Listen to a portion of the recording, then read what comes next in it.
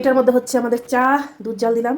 আর এটার মধ্যে খাওয়া হচ্ছে, কারণ এখনও সিলিন্ডারটা আসেনি, আজকে যাবে যদি হয়। তারপর আর বাসন তো আসেনি এখনও, এখান থেকে বাসনটা পরে দেওয়া হয়েছিল। যাই হোক, এগুলো বাসনের মধ্যে সিলিন্ডারটা আসলে রান্না হয়ে যাবে যে কোনো উপায়ে। আর ইচ্ছে ছিল না মেসের খাবার খেতে, তাই ওকে বললাম ঘরে যা আছে তাই খাবো। ও খাবে দুধ চিরা দিয়ে, আর ওরা খাবে বোন দুধ, এগুলো দিয়েই খাবো।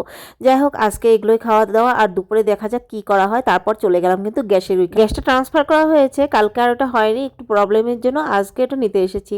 আর আমার নামে গ্যাস, সেই জন্য আমাকেও আসতে হলো। আর এখানে পাহাড়ি ফুল মাম্মা এনে আমার কানে গুজে দিল, বেশ ভালো লাগছে কিন্তু দেখ। পাহাড় হাঁটতে হাঁটতে একটু গরম লেগে গেলো, তাই ভাবলাম একটু আইসক্রিম খেয়ে নিই। তাই দুজনে মিলে মা মেয়ে মিলে একটু আইসক্রিম খেয়ে নিলাম, বেশ ভালোই ছিল। তারপর গ্যাসটা নিয়ে চলে এলাম বাড়িতে। আর আজকে অনেক দিন পর গ্যাসের মধ্যে রান্না, কিন্তু বাসন এগুলো দেখতে পাচ্ছ এই কটা ছিল আমার কাছে, তাই এই কটার মধ্যে রান্না করা হচ্ছে। আর এখনো বাসন আসেনি। আর ওকে বললাম আজকে বাড়ির খাবার খেয়ে কেমন লাগছে, ও বলছে অমৃত। যাই হোক, আর মাম্মাকে দিয়েছি বাটির মধ্যে, আমার রান্নাঘরের পার্সেলটা এখনো আসেনি, সেই জন্য।